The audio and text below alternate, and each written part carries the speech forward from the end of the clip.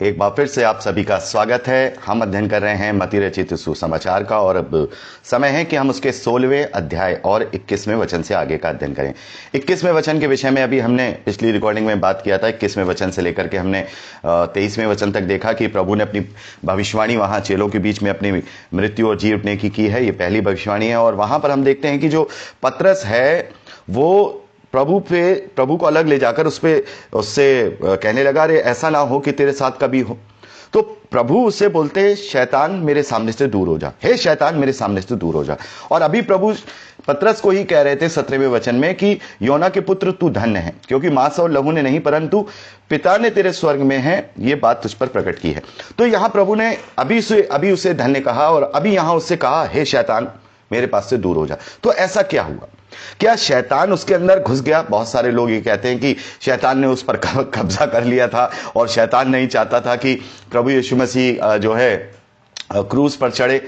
मेरे प्यारे भाई बहनों, अगर शैतान नहीं चाहता था मसीह यीशु क्रूस पर चढ़े तो फिर वहां जो प्रभु को जब क्रूस पे चढ़ाया जा रहा था तो वही भीड़ जो प्रभु का स्वागत करती है, वही भीड़ ये क्यों मांग करती है कि इसे क्रूस पर लटका दो और बरअब्बा को हमारे लिए छोड़ दो।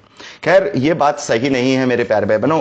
कभी भी शैतान हम पर कब्जा नहीं करता, ठीक है? कभी भी शैतान हम पर कब्जा नहीं करता। वो हमें भरमाता है, वो हमारी आंखों का इस्तेमाल करता है, हमारे हृदय की भावनाओं का इस्तेमाल करता है। वो बहुत अच्छा ऑब्जर्वर है और पवित्र शास्त्र का भी जानकार है। ये भी हम जानते हैं, उसने प्रभु को जब टेम्पटेशन किया था, प्रभु को जब प्रलोभन दिया तो वचन से ही उसने उसको क्या किया था? भरमाने की कोशिश की थी।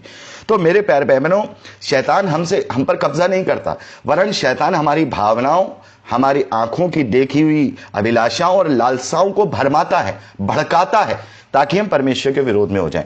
और प्रभु ने यहां अपने ही चेले को शैतान इसलिए कहा है मेरे प्यारे बहनों, क्योंकि जो भी हम कार्य करते हैं उसकी उपमा किसी ना किसी से होती। अब वहां जब पतरस ने प्रभु को सही मायने में पहचाना कि तू जीवते परमेश्वर का पुत्र है, तब उसने अपने उस गुण को प्रकट किया जिस गुण के कारण प्रभु ने उसे धन्य कहा।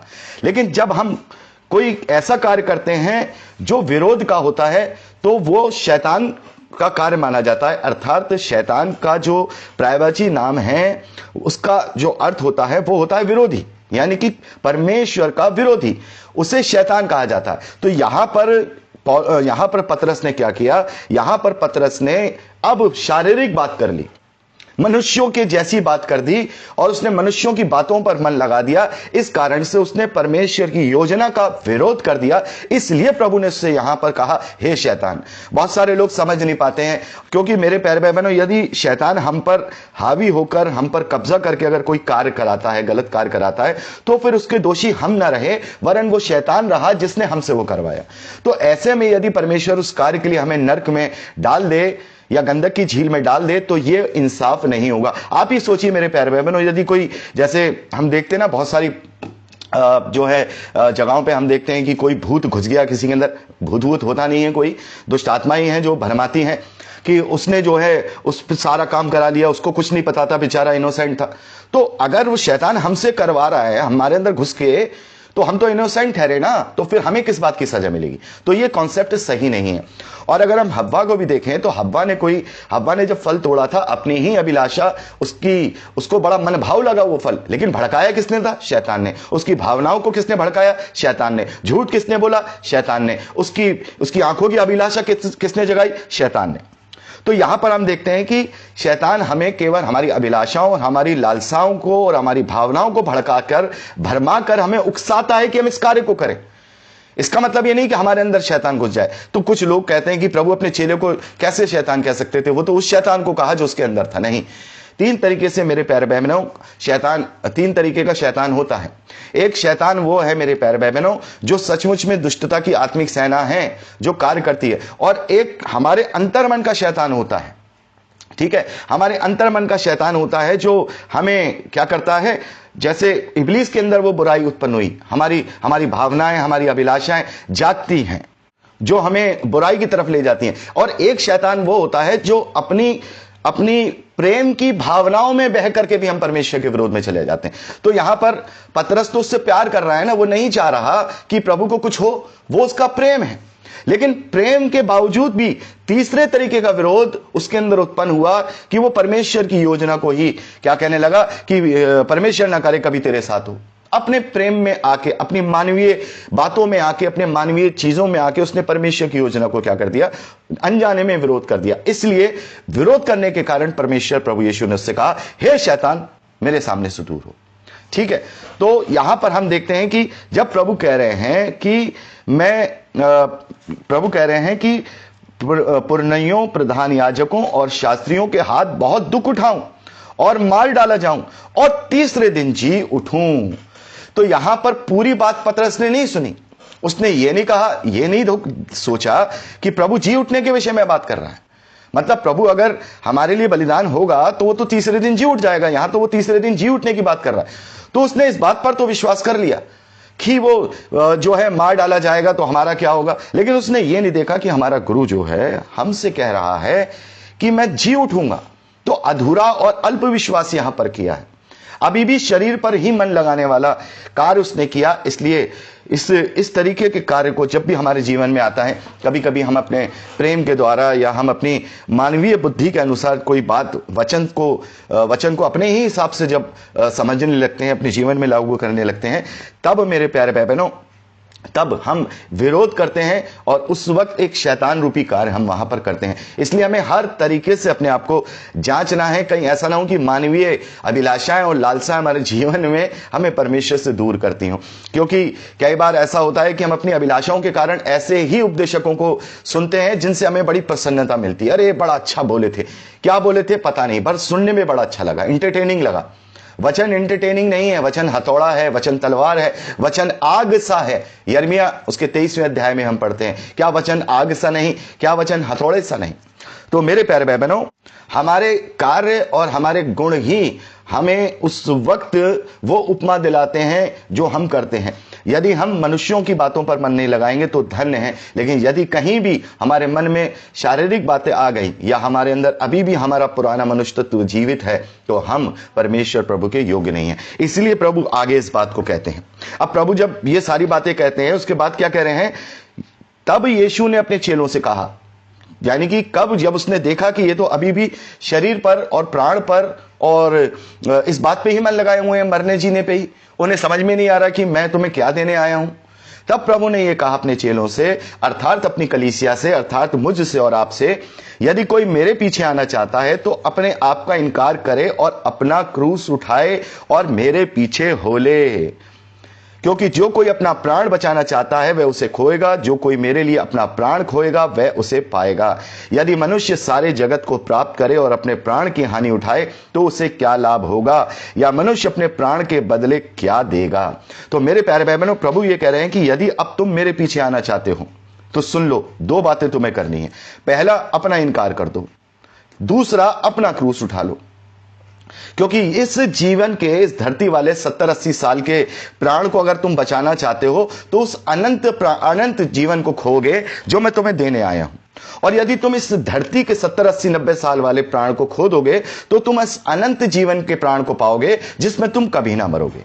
ठीक है, तो यहां पर प्रभु कह रहे हैं, अगर तुम्हें सब कुछ इसी धरती पर मिल जाए और फिर तुम्हें नरक में जाना पड़ जाए या तुम्हें नाश होना पड़े तो उससे क्या लाभ। यदि इस धरती पर हमारे पास कुछ ना हो लेकिन हमें सब कुछ मिल जाए, सब कुछ वहां अनंत जीवन में मिल जाए जो हमसे कभी कोई छीन ना लेगा, वो आनंद जो हमें देगा प्रभु, जो उसने हमें दे दिया है, तब हमारे लिए फायदा क्या है। हमारे लिए फायदा ये कि हम यहां पर जो है इस थोड़े से जीवन को क्या कर दें, उस थोड़े से जीवन को इनकार कर दें और अपना क्रूस उठा लें। तो यहां प्रभु कह रहे हैं अपना इनकार करें। अपना इनकार करने का मतलब क्या है मेरे प्यारे भाई बहनों? अपना इनकार करने का मतलब हमारी अपनी जो अभिलाषाएं हैं, हमारी जो लालसाएं हैं, हमारी जो इच्छाएं हैं, जो इस धरती की नाशवान वस्तुओं पर हैं, उनका इनकार करें। हमें अपने खुद के अस्तित्व का इनकार करना है, जैसे कि पौलुस ने गलातियों उसके 2 अध्याय 20वें वचन में कहा कि मैं मसीह के साथ क्रूस पर चढ़ाया जा चुका हूं और अब मैं जीवित ना रहा वरन अब मसीह मुझ में जीवित है। अर्थात अपनी बातों का, अपनी इच्छाओं का, अपनी अभिलाषाओं का, अपनी लालसाओं का, अपने घमंड का, अपने ईर्ष्या का, अपनी गंदी बातों का, अपनी सारी उन तमाम बातों का जो शरीर से रिलेटेड है, उसका इनकार करो। उसका इनकार करो। और क्रूस उठाने का मतलब यह है कि निर्भय जीवन के साथ हर समय क्रूस उठाने का, प्रभु ये नहीं कह रहे हैं कि तुम्हें क्रूस की मृत्यु मेरी तरह उठानी है, वरन क्रूस उठाने का मतलब यह है कि हमने अब मृत्यु का यानी इस धरती के जीवन का मोह त्याग दिया है और हम उस क्रूस के साथ हैं जो जिसकी मृत्यु के द्वारा यदि हम मरेंगे तो हम केवल इस शरीर में मरेंगे, वरन हम अनंत जीवन के लिए दोबारा मसीह की समानता में जी उठेंगे, अर्थात निर्भयता के साथ।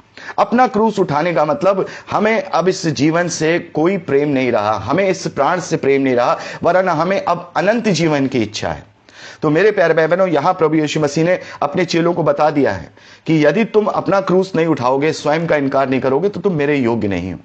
तो आज हम मसीह विश्वासियों को यह समझना होगा, यदि हम अपने आप को सर्वलौकिक कलीसिया कहते हैं, अर्थात प्रभु यीशु मसीह की कलीसिया कहते हैं, तो हमें सबसे पहले तो अपना ही इनकार करना है, अपनी तमाम बातों का इनकार करना है और क्रूस उठा लेना है, जैसे प्रभु ने अपने कार्यों को पूरा किया।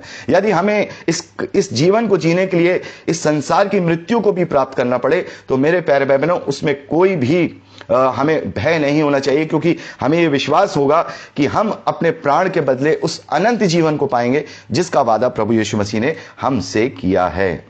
आगे मेरे प्यारे भाई बहनों, यहां हम पढ़ते हैं कि मनुष्य का पुत्र अपने स्वर्गदूतों के साथ अपने पिता की महिमा में आएगा और वह उस समय हर एक को उसके कामों के अनुसार प्रतिफल देगा। मतलब जैसा तुमने किया है वैसा ही तुम्हें रिटर्न मिलेगा, रिवॉर्ड। यहां रिवॉर्ड के विषय में लिखा है, अवार्ड के विषय में नहीं। रिवॉर्ड का मतलब होता है जैसा हमने किया उसी के अनुसार हमें उसका फल मिलना, प्रतिफल। जैसा अगर हम अच्छा करेंगे तो अच्छा प्रतिफल, बुरा करेंगे तो बुरा प्रतिफल, हमें वो रिवॉर्ड देगा सारी बातों के लिए। यदि हम अपना पूरे मन से अपने पूरे मन से अपना खुद के शरीर का इनकार कर देंगे और निर्भयता के साथ अपने जीवन को जिएंगे, तो मेरे प्यारे भाई बहनों, यहां पर परमेश्वर प्रभु यीशु मसीह कहता है कि निश्चय वो निश्चय मैं तुम्हें वो प्रतिफल दूंगा। मैं तुमसे सच, अब 28वां वचन बहुत ही इंपॉर्टेंट है। प्रभु कहते हैं मैं तुमसे सच सच कहता हूं, तो जो यहां खड़े हैं उनमें से कुछ ऐसे हैं वह जब तक मनुष्य के पुत्र को उसके राज्य में आते हुए ना देख लें तब तक मृत्यु का स्वाद कभी ना चखेंगे।